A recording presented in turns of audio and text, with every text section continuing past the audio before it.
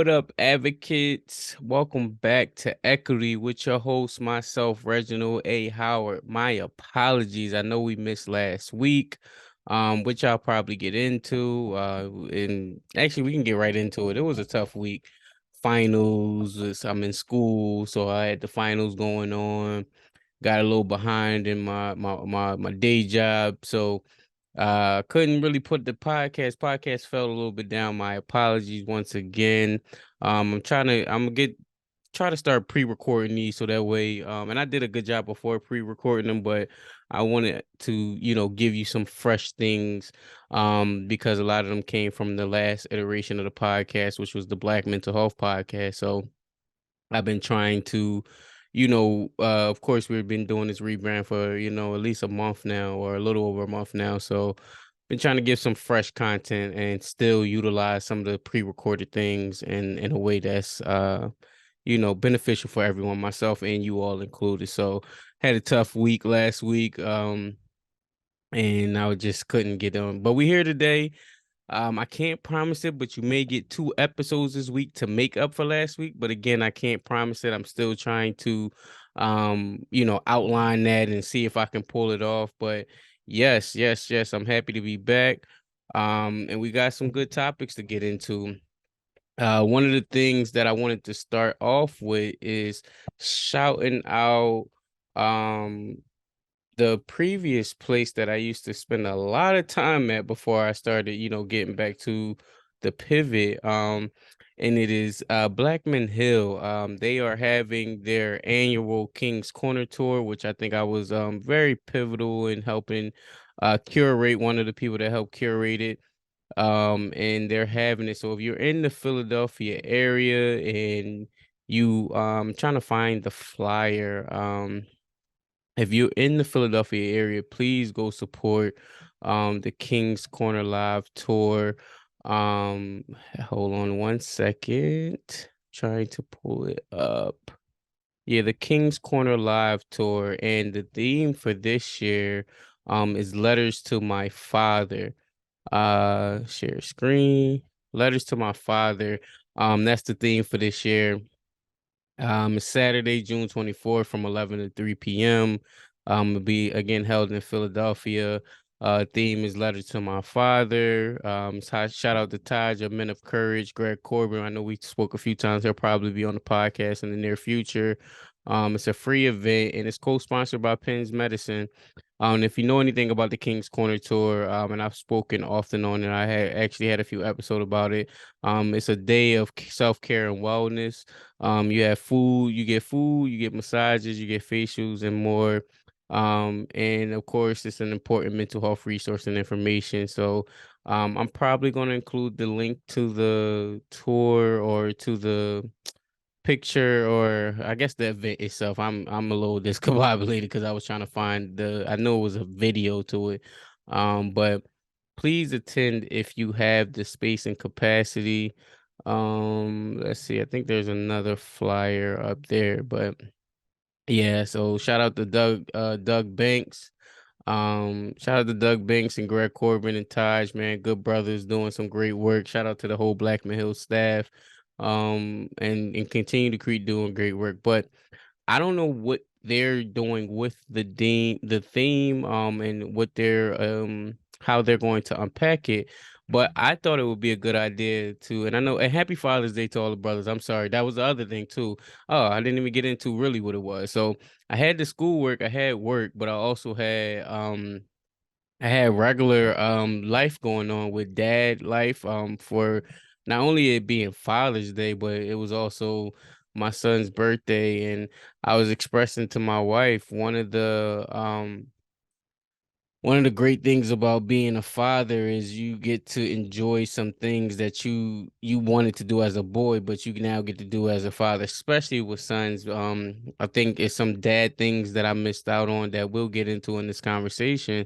There's some daddy things that I didn't get to do, and so I found myself having actually a good time, and not saying that I never have a good time. I think more appropriately, um, I think I've gotten to a space where, and I spoke on it before, where I'm comfortable in my fatherhood. But I think I got to a space where now I can appreciate the things that my kids appreciate, if that makes sense. Because so used to, like, all right, my famous phrase to the wife is "what time and how much." But now it's like I'm finding enjoyment in it, and so I'll pull up a clip because, again, went with my son. It was Father's Day and his birthday is on oh gosh, 15, 16. 15. His birthday's on the 15th of June. Um, and so we were able to enjoy some monster trucks, and I'm trying to pull up the actual picture, so bear with me. And I had an amazing time enjoying the monster trucks. Let's see, can I flick to a picture? And you'll probably hear a little bit of what video for those who are listening. I'm going to try to make sure you get the chance to hear of, and of course the video.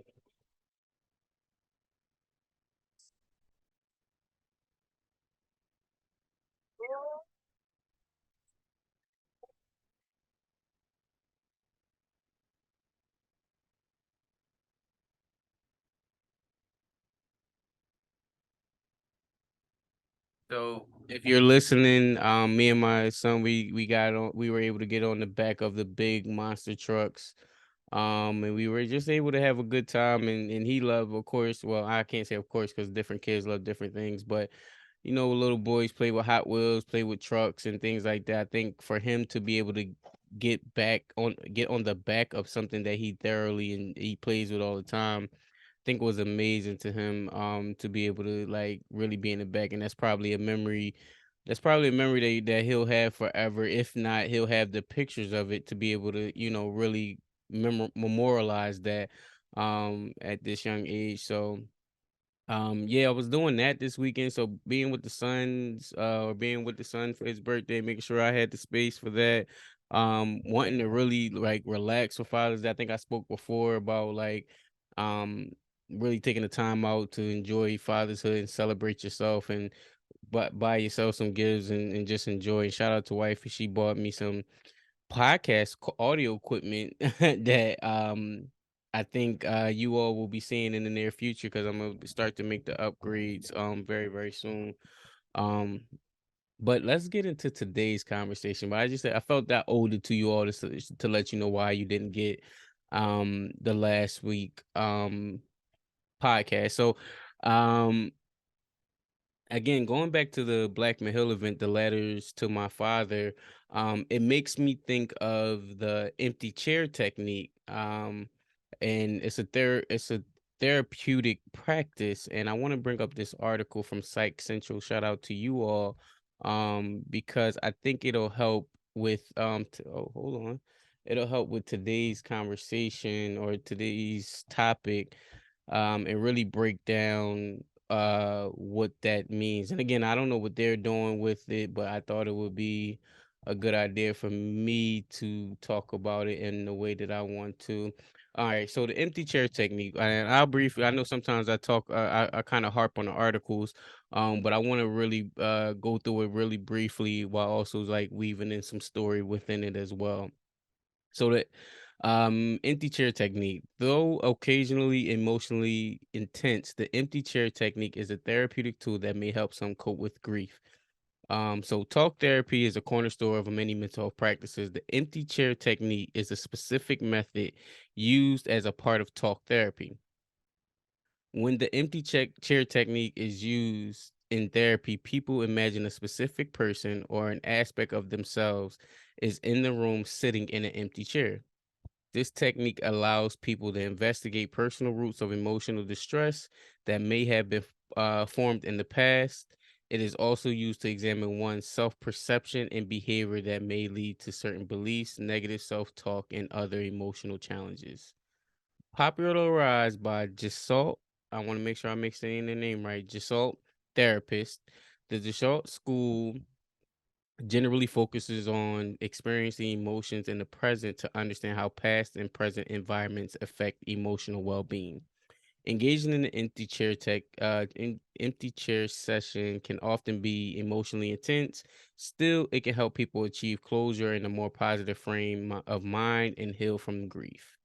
So, what is the empty chair technique? The empty chair technique. Before I get into it too, it really is intense. As I was, so of course, again, letters to my father. I put myself, excuse me, I put myself trying to talk to my father in the empty chair. And it was very hard. And I didn't even fully get through. I jotted down some ideas, but y'all going to hear me go through it in real time because I wanted to really try to process it and not like fabricate it. So, my father will be in the empty chair. So the empty chair technique is also called the two chair technique or simply chair work. It is a therapeutic method used in talk therapy. Its objective is to start a conversation with parts of oneself or individuals from a person's past or present. During the empty chair session, a person may speak to an individual or an aspect of themselves they imagine sitting in the empty chair. Sometimes the person will then switch places, taking on the role or the aspect of the person. The idea behind the empty chairs technique is to resolve conflict specifically by increasing awareness in the present moment. So, what's the origins of the empty chair technique? The empty chair technique was popularized by Gestalt therapists, but it was first developed and demonstrated by Jacob Levy Moreno, a student of Sigmund Freud's in 1921. Shout out Freud. I've been heavily into your work as of late, especially working at the Psychoanalytic Center. Moreno objected to the reflective nature of psychotherapy and opted to develop a technique focused more on active engagement. In the following years, he used the empty chair technique to group contexts termed as psychodrama. All right. So Gestalt therapist, founded by Perls, the Gestalt school built on Perls' theories that emotional challenges are to be handled in the here and now.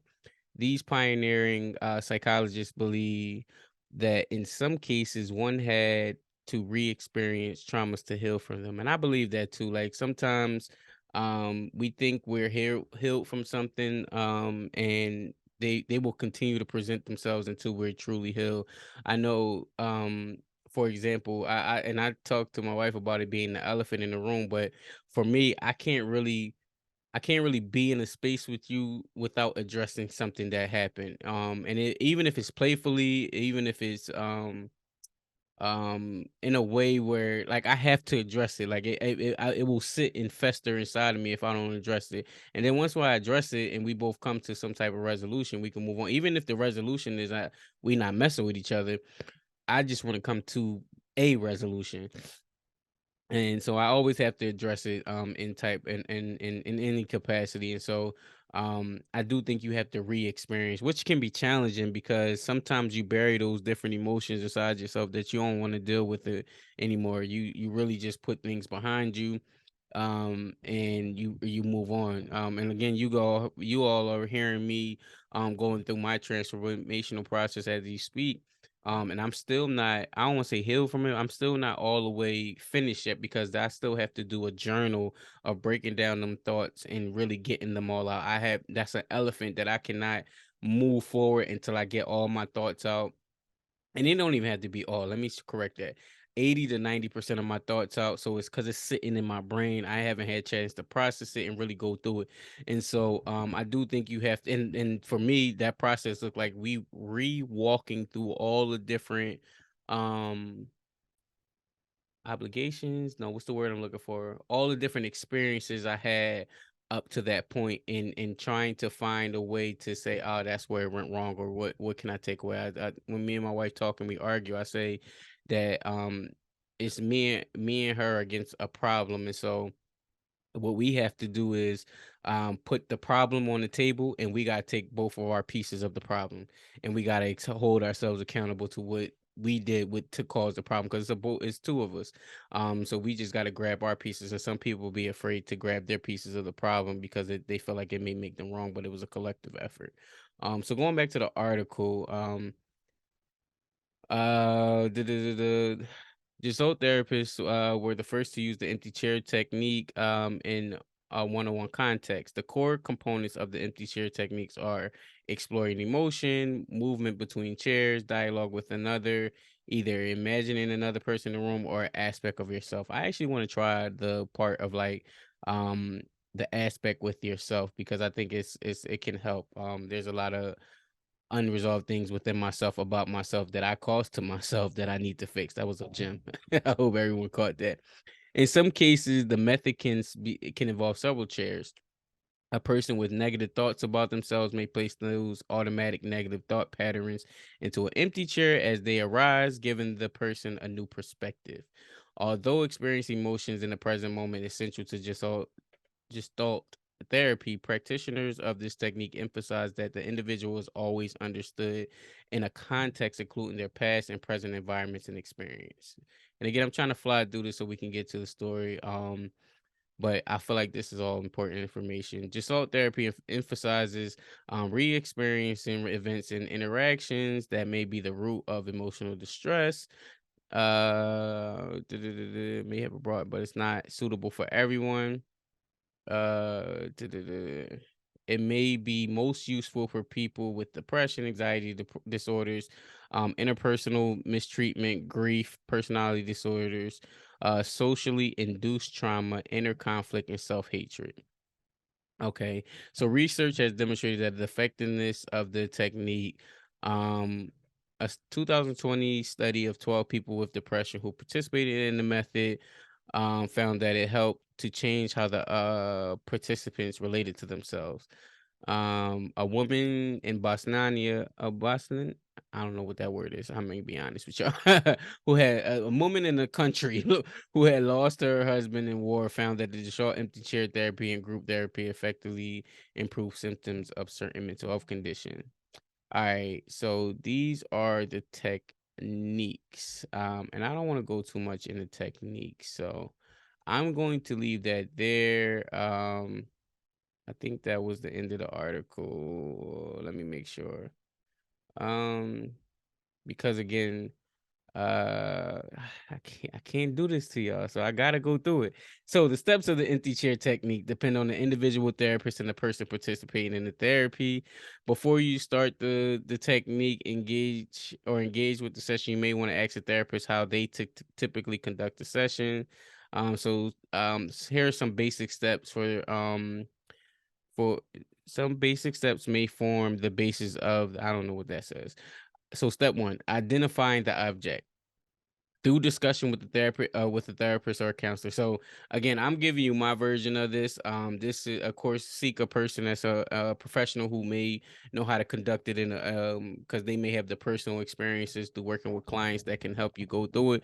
But these are some of the uh basis of the method, so you can kind of get an idea and you could do some personal development, but also it's good to have professional as well, because some things you can't there may be some, I ain't gonna say there are some blind spots that you won't see within yourself that exist. And so through the discussion with a therapist, you might identify whom you would like to speak with in an empty chair dialogue. For example, your therapist may recommend a conversation with a metaphorical emotional wall that appears at certain times, or they may suggest talking to someone who has passed or near or around the anniversary of their death. So conducting the dialogue, step two. With the therapist's help, you could talk to the aspect of yourself or the person you imagine being in the empty chair.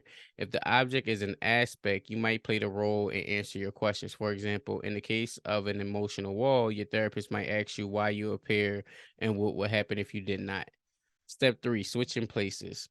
Often you will switch places and play the opposite role with the person or aspect you're talking to. The way this manifests depends on your goal in therapy. Some people may want to work through unresolved feelings, find closure after a traumatic event, cope with grief. I think today we will do all three within this conversation. Okay, step four, assessment and discussion. After an empty chair session, your therapist may want to debrief with you. You may be encouraged to discuss the conversation and how you felt. So, possible effects of empty chair technique. The empty chair technique may help you resolve emotional issues that have roots in your past or involve a person currently in your life. Some possible positive effects of the method include finding closure of past difficult relationship, reducing harmful thoughts towards yourself, experiencing greater insight into your own feelings. Like all forms of therapy, the empty chair technique may not work for everyone. You may not receive the emotional benefits you seek. It's possible your therapy could help you achieve peace, but in the process cause you to experience a negative domino effect on your family relationships. You may have to adjust how you function in life, which may be a new source of stress or unexpected challenges. Before you begin the just thought therapy, engage in an empty chair session. It may be beneficial to talk with your therapist about the possible outcomes for you. I do believe that this should be done with a trained individual. Again, I'm not a therapist. I'm just a person that's curious about this information. So I won't say what we'll do today within this conversation as I figure out my the things that I've never talked about deeply when it comes to my father. But I do think you should have someone there that is a trained professional to help you go through this if you feel like it may trigger something. Um and so the next steps with the empty chair, and this is the last part of it. The empty chair technique is sometimes considered a more intense therapeutic experience, yet this method can be a powerful tool in therapy for helping people process past trauma, cope with grief, and find closure from emotional troubling experiences. Seeking support for mental and emotional health is often the first step in improving your well-being. Talking with a therapist or a counselor trained and experienced in empty chair technique is often the best starting place if you think you might benefit from it. You may want to research mental health professionals. Just telling you how to find a psychiatrist and so on and so forth. So, um, let's get into today's topic. So again, if I was writing a letter to my father, what would I write? Right? I've never been good. And shout out, I am an author. But the way I wrote my book, I had to speak it out like I'm doing now. And so I was driving Uber at the time, and I audio my book out. Like, what did I want to talk about? And I just had topics. And while I was doing Uber in between, I guess, customers or clients, I would, voice record. So, this is my form of talking chair therapy, even though I'm the one in the chair and I'm talking to you all. So, um, I got a few notes. So if my father was in the chair right now, what would I say to him? One of the things I speak on often when I talk about the origins of my interactions with mental health, or my origins of like where I first knew something was wrong, is before I was born. And if you heard my story, I'm sorry, I'm giving a brief synopsis to people who may not have heard my story. But one of the things that before I was born, my father's mother, who would be what's that, my fraternal grandmother, she was explaining to my mother not to have any more of those demon children. And now I give grace to her. But before I didn't, because she felt like that was and she is a preacher slash pastor. Um and she felt like the Howard blood is crazy. There's something wrong in the water, basically, like so on and so forth. And she looked at it as a protection from my mother, which I now can understand. Especially if you don't understand mental health, you don't understand what an individual is going through. You can't emotionally support those individuals. It's just probably best not to recreate. Now, do I agree? No, because then I wouldn't be here, but I understand. And so I came in with that premise knowing that my mom said that to me or let me identify with that. So I hated her for a long time with it. And I also hated, I guess, my father with it as well.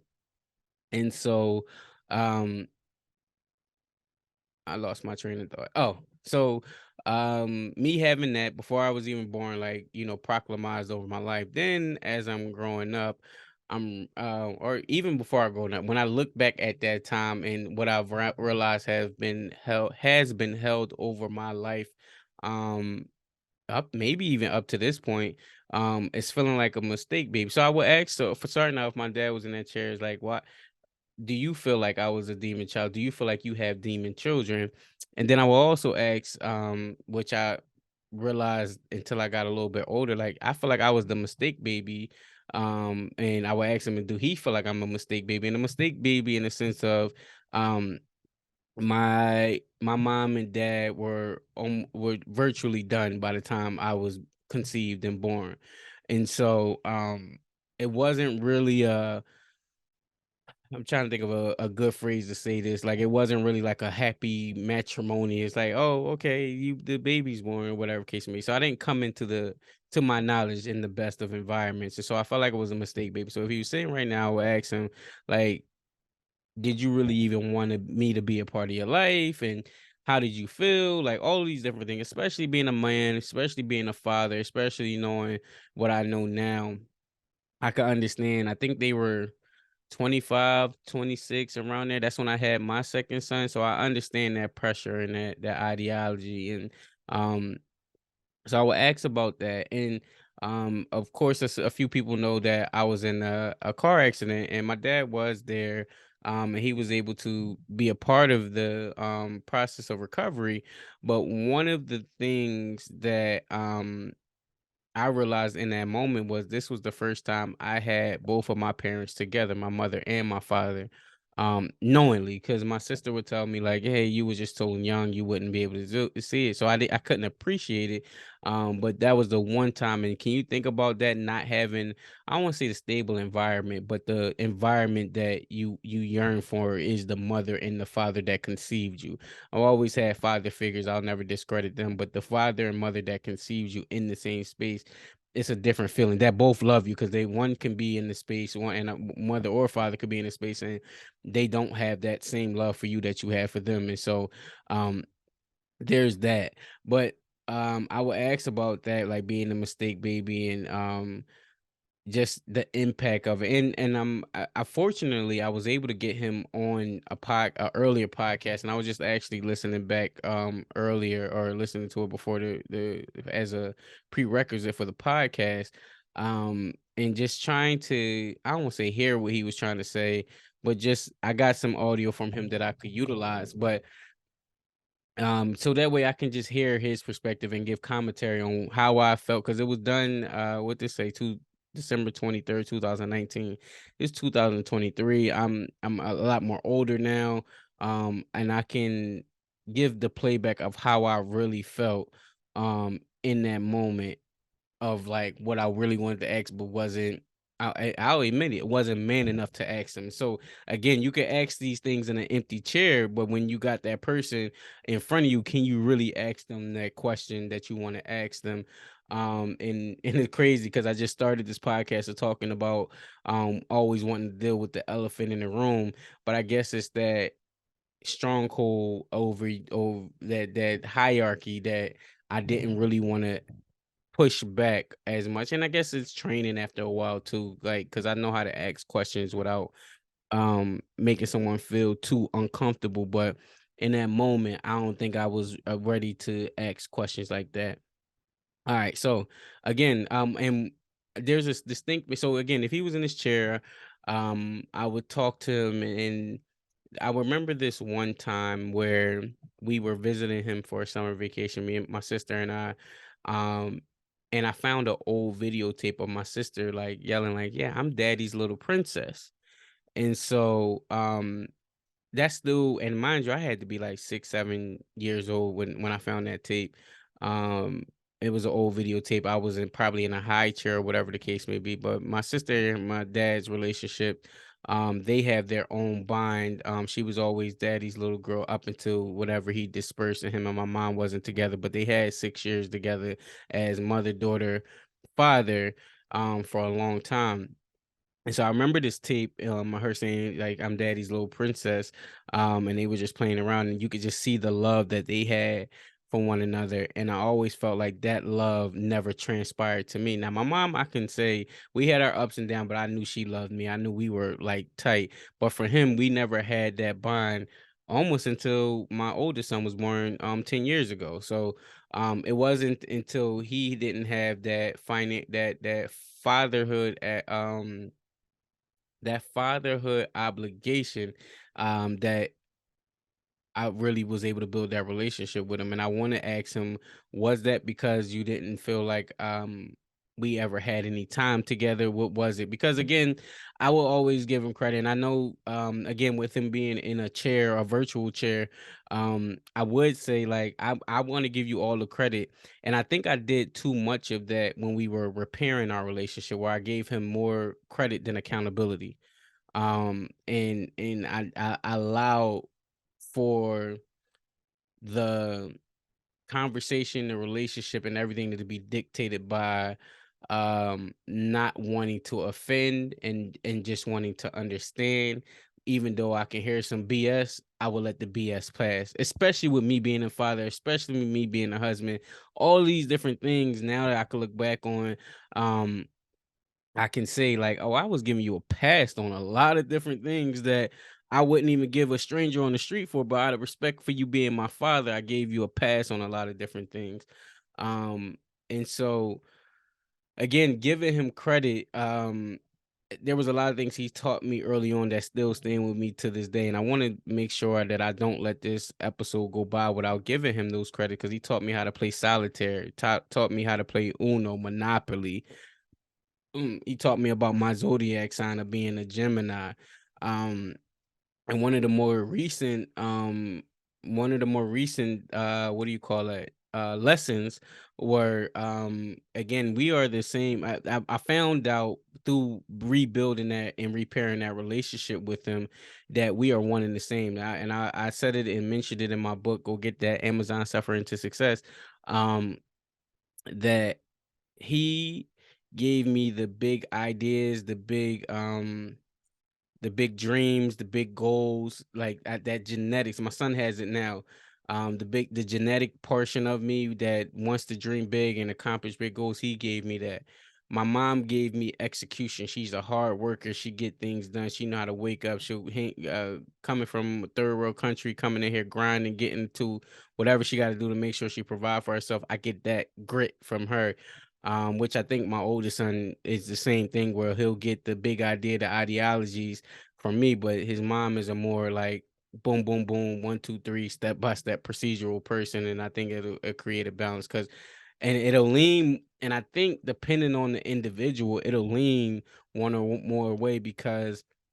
The reason why I say that is my youngest son, who we just talked about earlier with the monster trucks. Um, he leans more towards his mom, and I think he's more firmer than, and he needs to be a little bit more nicer, whereas my oldest son, he's a little bit nicer and need to be a little bit more firmer. And I know it's because of the genetics, where, and you can't tell me if it's not. It's the genetics, because his mom, he got the my younger son has more of his mom in him, and my oldest son has more of me and him, where we lead naturally with niceness. Um and so, I don't even know where I left off at. I know I was talking about Daddy Little Prince. Oh, giving him credit. So, one of the last lessons that he taught me that I appreciate to this days, and I don't want to say last like he's day still alive, but one of the last lessons I took from him, was some things are better left known than said. And again, wanting to address the elephant in the room, sometimes the elephant don't need to be addressed. Um, and I advanced that ideology with, doesn't need to be said, doesn't need to be said right now, and doesn't need to be said by me. Because it does, or if all of those don't check off right, then you probably shouldn't say it. And so, again, that's one of the biggest lessons. I want to give him credit for everything that I've ever received. And I do have um some fine memories of him, just being a fun and loving guy, but that's still neglected, or that doesn't negate all of the different hardships I used to hear about abuse on my mother, or even when my sister talking about abuse. And again, I'm the baby um of the two. So I'm just hearing stories, and you can't really get into adult businesses because you don't really know the full severity of everything. So I just used to leave it alone. But you hold those things when you talked about. So I would ask him about the abuse if he was sitting right now. I would ask him about like how he feels in regards to his relationship with my mom, or what he thought with my sister. Because a lot of my anger and angst towards him come from the love that I had towards the woman in my life that helped shape me, if that makes sense. Like, I don't have, you didn't do nothing to me because you wasn't there for me. Like, we didn't have. too much history to fix because there was none. And so more of my anger come from understanding what he did to them than it is what he did to me. um I remember, excuse me. I remember one of the things we did have where, and I spoke on it in episode 00, I believe. But I'll reiterate it again because that was a while ago, years ago, where I talked about going down there for Christmas, and spending Christmas down there. Oh, hold on, let me make sure the emails is cut off. Going to his house for Christmas, and um not we had a good old time, the whole family vibe. We were able to spend time together. Oh, I actually have another story. Let me write that down too because I don't want to forget that. Um Hold on one second. I hope y'all enjoy. Make sure y'all go like, share, subscribe. I'm out here pouring my heart to y'all and giving y'all my life story. My dad may hear this and feel good, but he also may hear this and be like, all right, I'm a thumbs down it. So I need y'all to put some good comments on there. I need y'all to put some good things on there. And tell me how it was listening to this episode. But one of the things that I remember was this bike story where um I went down south. We was having fun. Christmas was cool. He bought a bike. I got a bike for Christmas.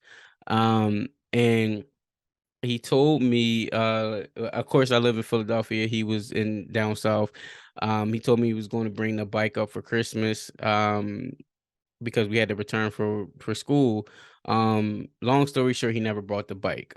Again, I've talked about this story multiple times. But he long story short, he never brought the bike. Um, and I was crushed because I was telling everybody. I was imagine being a kid, letting everybody know, like, hey, I got this bike, and you get crushed with your little heart being real. And it didn't help that my mom and stepdad was like, yo, you're not getting that bike. Like, he's not coming because they just known that he wasn't a person that followed through with everything. And so when I talked to him, um when I first time connected with him and I talked to him,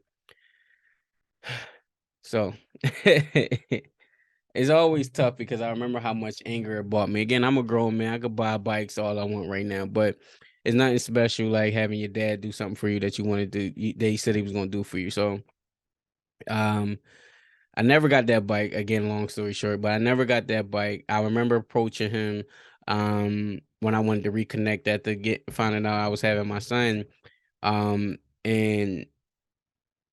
the first thing he said to me was like, and I'm bursting in tears because I mean, even realized that had such an effect on me. I'm bursting in tears, and you never brought my bike up.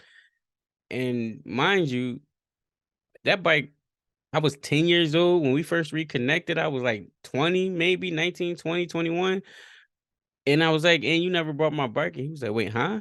I'm like, "You never brought my bike up that Christmas." Again, that's why this empty chair therapy works, I believe, because it helps you just go back and dig deep on some of those things. I'm like, "You never brought my bike up." And he was like, dude, I didn't know that impacted you in that way. And again, me holding him accountable and being responsible is like, and I've said this before on the podcast, but I'll say it again.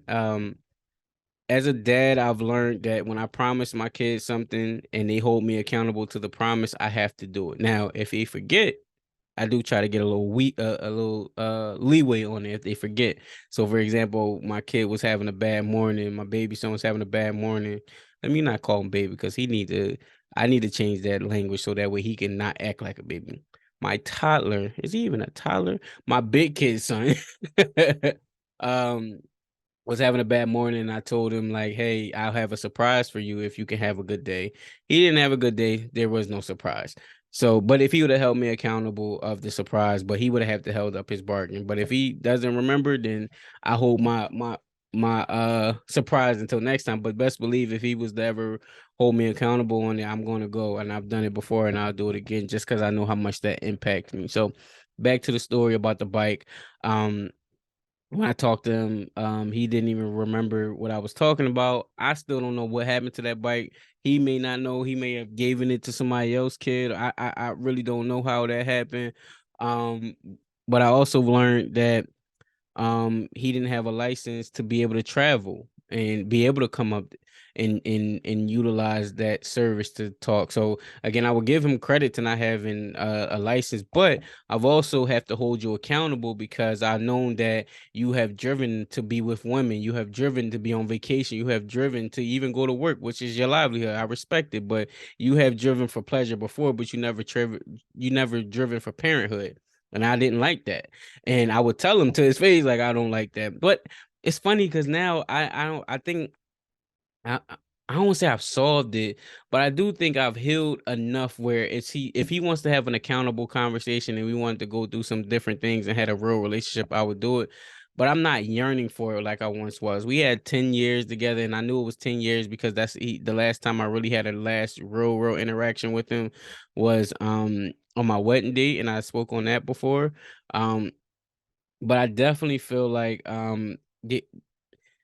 I've learned that the gift and the curse of being who I am and the ability that I have and be able to have conversations, to have empathy, sympathy, and understand individuals and have these type of deep, intimate talks. I could have used that in a totally different way where it become manipulative, and be able to um take advantage of people. And I never wanted to do that. And so I've learned to do it in a right way. And of course I got those bad thoughts of like using your I guess your power for bad um and it's almost like I don't even want to make that comparison, but there are some historical bad people who would have been great leaders if they used their power for good. And they knew how to galvanize people. They just galvanized them around the wrong thought. And so I think about that with myself, and I would talk about my like, why did you use um your power for bad? Like you can manipulate something into being good, if that makes sense. You can manipulate something into get doing well for themselves, or guiding them to a place of like having good. Like I remember, and he probably doesn't even remember this, but I remember one time where he would take us on when we would visit, or it's me specifically, specifically when I would visit for summer times, and that's why I say I got to give him credit because we did have him for summer vacation. He just wasn't the most quality of a father, and one instance in particular, I remember going to a beach with one of his, with lack of a better word, mistress, keeping it politically correct. um and I remember him having a conversation with me. I was on a bunk bed on the top bunk, and he came in the room and said, and mind you, he's married at this point. He came in the room and said to me, yeah, and it's so hard to like even say that because I think about my oldest son and what I could take advantage as being his father, and the kind of the value that he probably held me in, or holds me in. And he said to me, like, hey, don't tell my wife, because I won't use the person's name, but don't tell my wife that how much fun we had today, because she can't know, because you wouldn't want her to stop the fun, or you wouldn't want her to know what we was doing, and then we can't go there no more. And I'm like, yeah, like I'm a kid, so of course I'm like, yeah, no, we had a blast today, so of course I don't want to ruin that, and take away from that fun. But you it's just a crazy story because all of these different memories coming back, because I can't even explain it without hurting other individuals the way.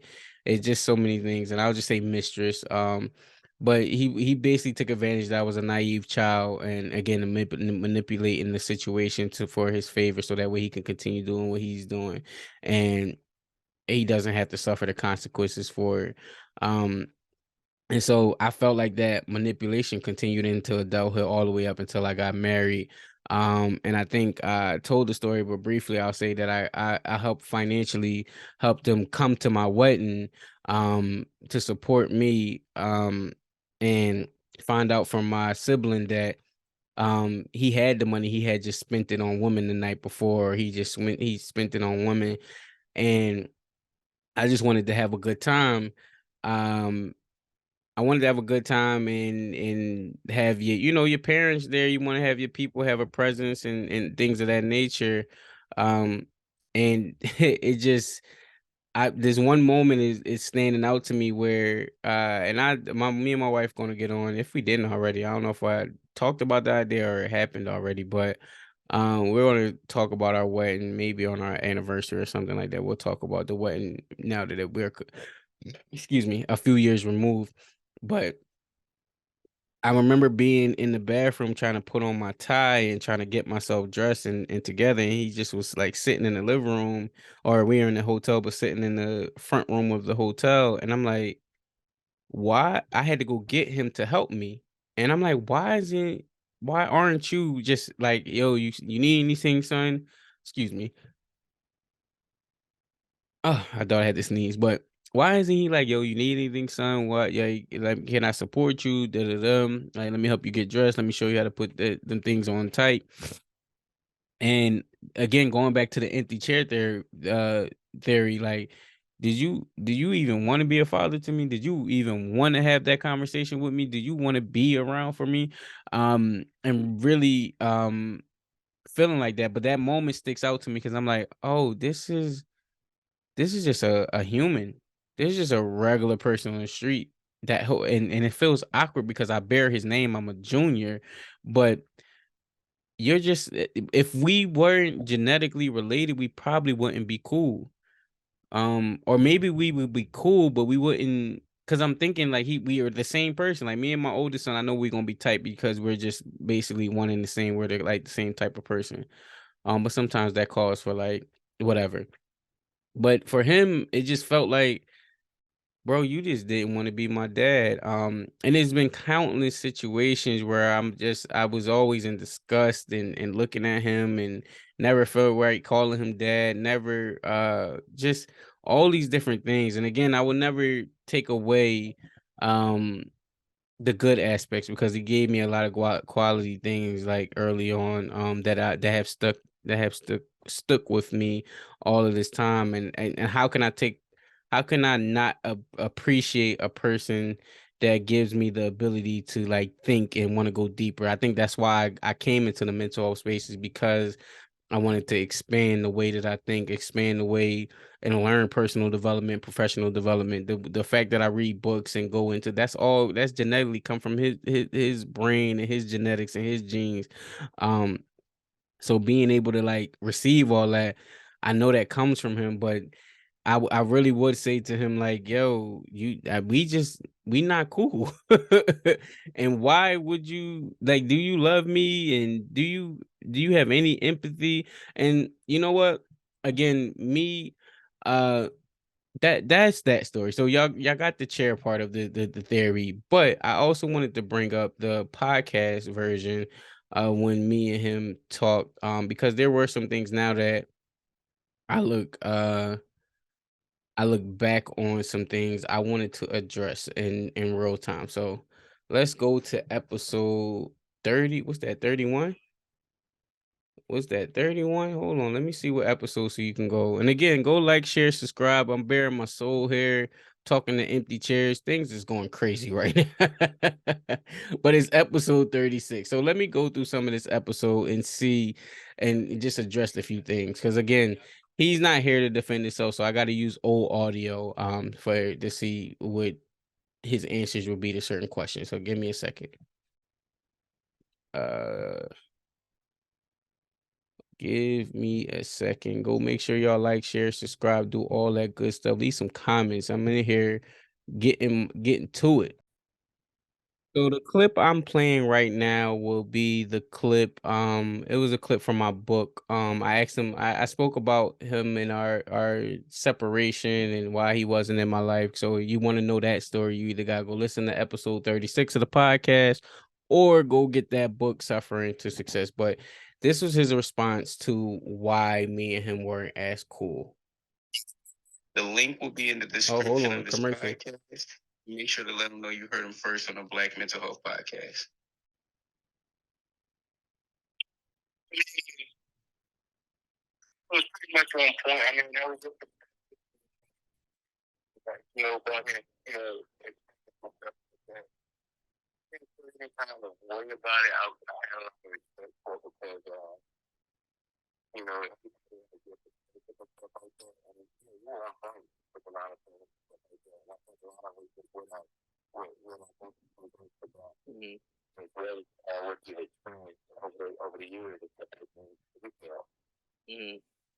I just wanted to make sure. Yeah, I have respect for it, man, because I mean, a lot of charity and stuff. And a lot of people don't realize that everybody has a story to tell, and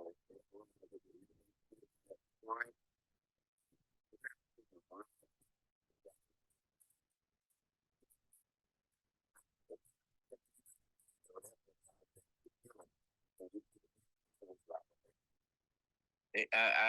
I'm just happy that I didn't.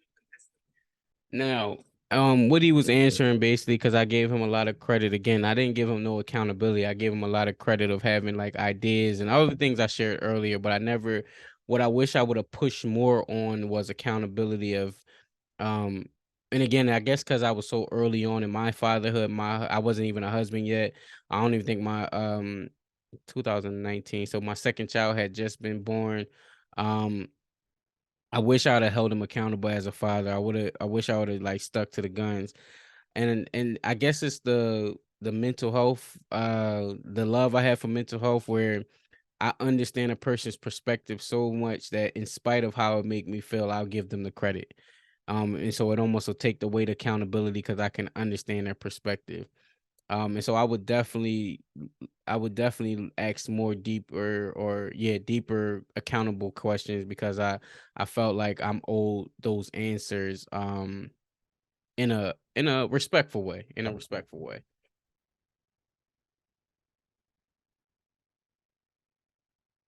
I'm just happy that I didn't, because that stuff is cemented in history. Like when I'm dead and gone in Zion and all, and generations after, I don't want it to it didn't capitalize in a way where it was, disrespect. Because I felt the same way about my mom with the basis of it being about us going through what we went through. And it's like, I don't want nobody to hold my mom in a bad light because that stuff will be there forever. So I want to make sure that, like, when it came to your passage, it was like, all right, that you were comfortable with what I wrote without it being, I don't know if I'm saying it right. No, no, no. Yeah.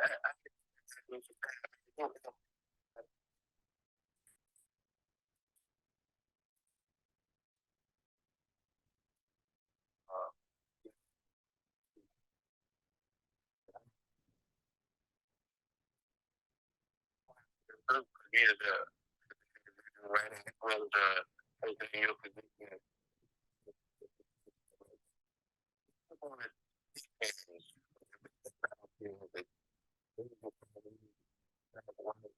Or alien creature.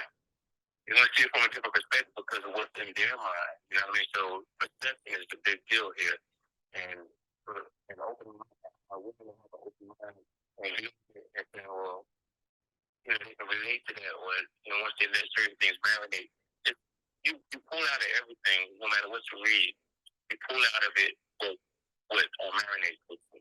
And I think a lot of people will be able to relate to some of the stuff that they only look, they're going through the same some of that stuff. You know what I mean? And that just hits home with that. Man, and how could you not understand that perspective, right? Because especially if I'm giving him a lot of credit when it comes to like the absentee and why he wasn't able to accomplish certain things and all of these different things.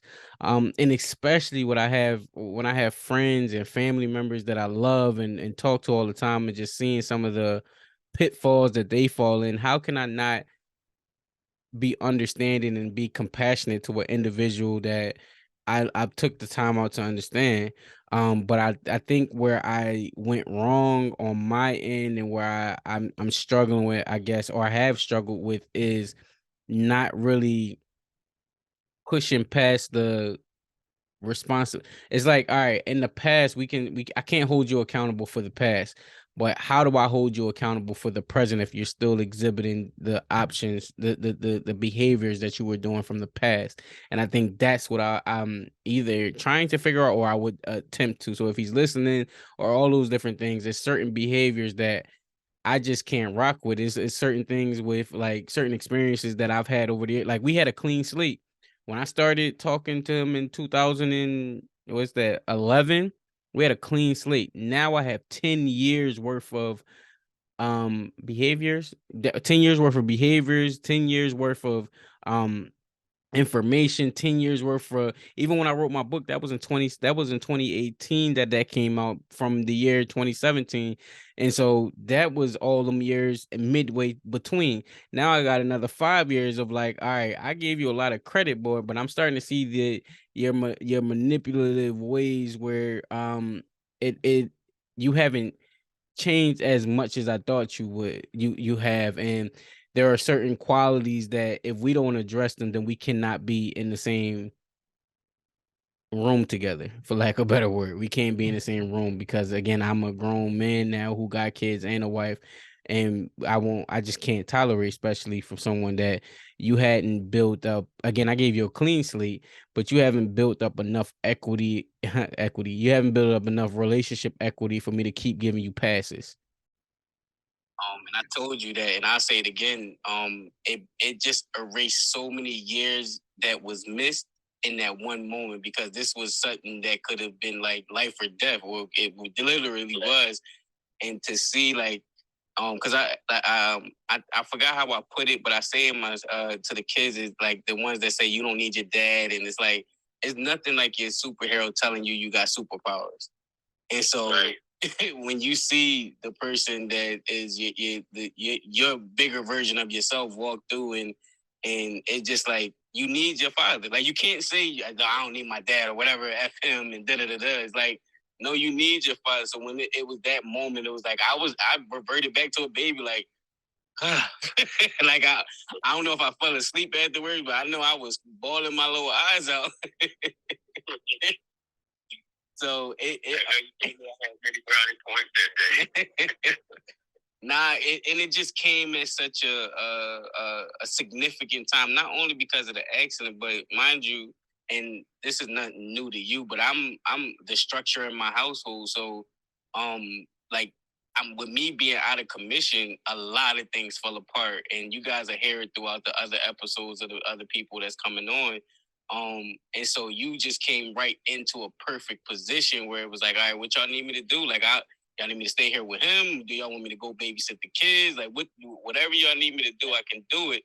And that just was like he. Yeah, I had to be there for you. I'm always gonna be there for you, no doubt, man, for real. I mean, that's what I say about a lot of people. A lot of people take for granted, you know, without education and stuff like that. They put that title on us and stuff like that, and they don't put the situation. Something else, you know,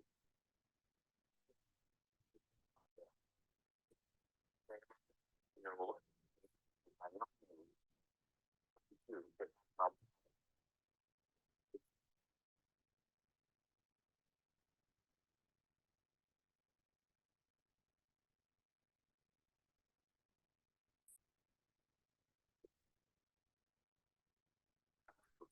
like their own creative, because that's what when we think creative, people come to God. But in your absence, in my absence, I pray daily. You know, I get up every morning at 3 o'clock and I get my infant time. And daily, no, I,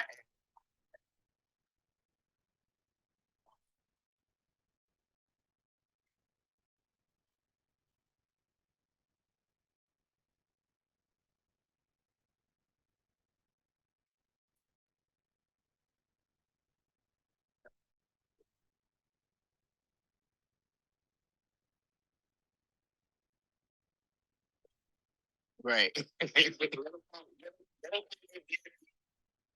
title, whatever it might be, but they don't know your heart, they don't know your mind.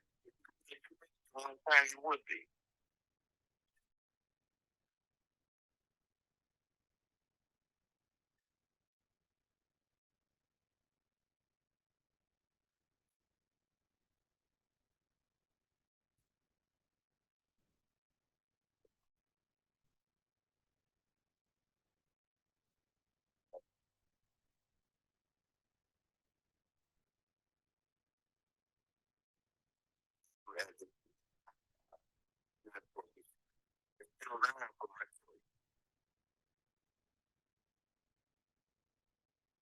So if y'all want to hear that full episode, please go listen to episode 36. How can you not love a guy like that, right? It sound very good. And I'll say this, and even listen to it back, because now it makes me want to listen to the full thing again, because I was skipping through it. But I think a lot of my gripes with him now is not from my childhood. I think it's from my manhood. And as a man, it's difficult to hold. It's already difficult to hold another man accountable. But when you got to hold your parent accountable, or your father accountable, I think that's different. And so again, the door is always open, the opportunity is always extended, and I'll never close the door. But until we address that elephant in the room, I think we will never get to that space we was. Cause I even hearing that brought tears to my eyes, cause I just remember how fulfilled I felt. Just being able to talk to my mom and my dad, but um I feel like there's some more healing that needs to be done. I know I said earlier that I didn't need it, but now as I hear some of that, there's some more healing to happen. And I think it'll happen. I don't want to do the reaching out, and because I don't think I'm ready yet. I don't ready for that door to close yet. I don't think I have the right words to articulate it, and plus I'm not even in that mind space right now. But I think we will have a reunion soon, pretty soon. I just have to, you know, I don't know. We got to work that situation out, because that just hearing some of that stuff, I forgot the little boy in me. I think it's the what's happening and coming up for me now is the man in me not wanting to fight. The man in me wanting to approach him as a man, but the boy want me to approach him as a father, and I got to balance those two out. Until I get that together, then we'll have the reunion. But that's the episode, y'all. That's the letter to my father. That's the empty chair technique. I hope y'all enjoy. Make sure y'all go like, share, and subscribe. We're gonna find a better way to end this, but I think that was a good note to end this. I appreciate all y'all support. We'll see y'all soon. Thank you again for everything.